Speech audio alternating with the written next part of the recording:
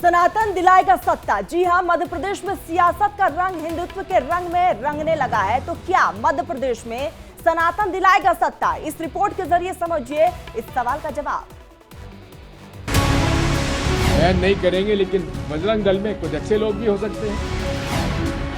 तो ना तो हिंदुत्व से लेना देना है, ना देश से लेना देना है। इस बार मध्य प्रदेश का चुनावी अखाड़ा सियासी कम और धार्मिक ज्यादा लग रहा है। बयानों के बाण ऐसे चल रहे हैं मानो हिंदुत्व की लड़ाई में कौन कितना बड़ा हिंदू है उसकी होड़ मची है। हिंदुत्व कार्ड के सहारे जीत और हार का समीकरण बैठाया जा रहा है। कभी तो कभी बजरंग दल को बैन करने वाले कांग्रेस के दिग्गी राजा के सुर बदल गए हैं। हमें आपत्ति इस बात की है, जो बजरंग दल के लोग अफीम का, गांजे का तस्करी करते हैं, उनकी तुलना बजरंग बली से कर रहे हैं। जो आईएसआई के लिए जासूसी करते हैं, उनकी तुलना बजरंग बली से कर रहे हैं। शर्म आनी चाहिए नरेंद्र मोदी जी आपको। बैन नहीं करेंगे, लेकिन बजरंग दल में कुछ अच्छे लोग भी हो सकते हैं।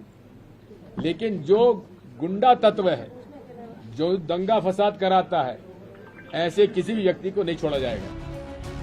लेकिन इन्हीं की पार्टी के नेता और कर्नाटक के मुख्यमंत्री सिद्धारमैया अपने चुनावी प्रचार के दौरान ये दावा कर चुके हैं कि कर्नाटक में सत्ता आने पर बजरंग दल को बैन कर दिया जाएगा। खैर, जहां जिधर की हवा वहां उस तरफ चल चाल, ये तो सियासत का पहला पार्ट है।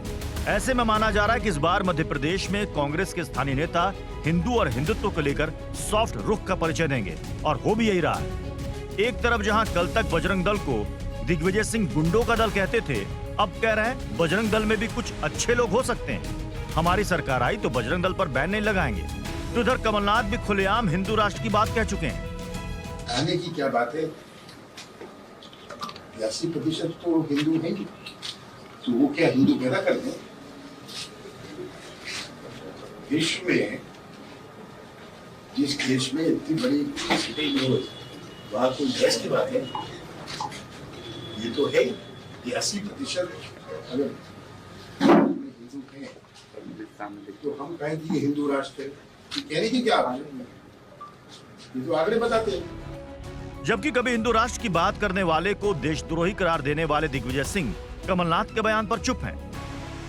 तो क्या 2023 के मध्य प्रदेश के रण में कांग्रेस की रणनीति बीजेपी को उसी की रणनीति से मात देने की है? और नजर 2024 पर भी है, क्योंकि लोकसभा की अग्नि परीक्षा के पहले मध्य प्रदेश विधानसभा चुनाव का सेमीफाइनल है।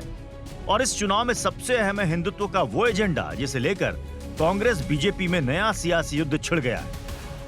कल तक बजरंग दल को गुंडों का दल कहने वाले अब दिग्विजय सिंह कह रहे हैं बजरंग दल में भी कुछ अच्छे लोग हो सकते हैं। हमारी सरकार आई तो बजरंग दल पर बैन नहीं लगाएंगे। तो उधर बीजेपी इसे कांग्रेस का चुनावी हिंदू कार्ड करार दे रही है। सीएम शिवराज ने दिग्विजय सिंह पर हमला बोला और कह दिया कि वोट की फसल काटने के लिए कांग्रेसी और कुछ भी कह सकते हैं। ना दिग्विजय सिंह को, ना कमलनाथ जी को, इनको ना तो हिंदुत्व से लेना देना है, ना देश से लेना देना है, ना समाज से लेना देना है। ये तो वोटों की फसल काटने के लिए जब जो ठीक समझते हैं वो कहते रहते हैं। इनको किसी से लेना देना नहीं। दिग्विजय के हिंदुत्व प्रेम से बीजेपी की फायर ब्रांड नेता साध्वी प्रज्ञा भी भड़क गईं, जिन्हें दिग्विजय की वाणी में जहर दिख रहा है। तो मध्य प्रदेश के गृह मंत्री नरोत्तम मिश्रा कांग्रेस नेता को इच्छाधारी हिंदू बता रहे हैं। ये इच्छाधारी हिंदू है। ये कथा की बात, मंदिर मंदिर जाने की बात इनको सिर्फ चुनाव में ही याद आती है। चुनाव समाप्त, इनके मंदिर समाप्त हो जाते हैं। अच्छा बताइए, अभी पिछले 4 साल में इनने कथा क्यों नहीं कराई थी? अभी क्यों करा रहे? कुछ दिन पहले ही कांग्रेस नेता और पूर्व सीएम कमलनाथ की बाबा बागेश्वर वाली भक्ति भी देश ने देखी थी, जिसे लेकर बीजेपी और कांग्रेस के बीच जमकर जुबानी जंग हुई थी। ऐसे में सवाल है कि एमपी में चुनाव आया तो हिंदू याद आया। क्या कर्नाटक की तरह एमपी में भी मोदी के खिलाफ बजरंग ब्रह्मास्त्र चलाएगी Congress? Bureau report, India daily live. और इसी के साथ ही हमारी इस खास पेशकश में यहाँ फिलहाल इतना ही। आरोपी छोटे से ब्रेक के लिए जल्द हाजिर होते हैं।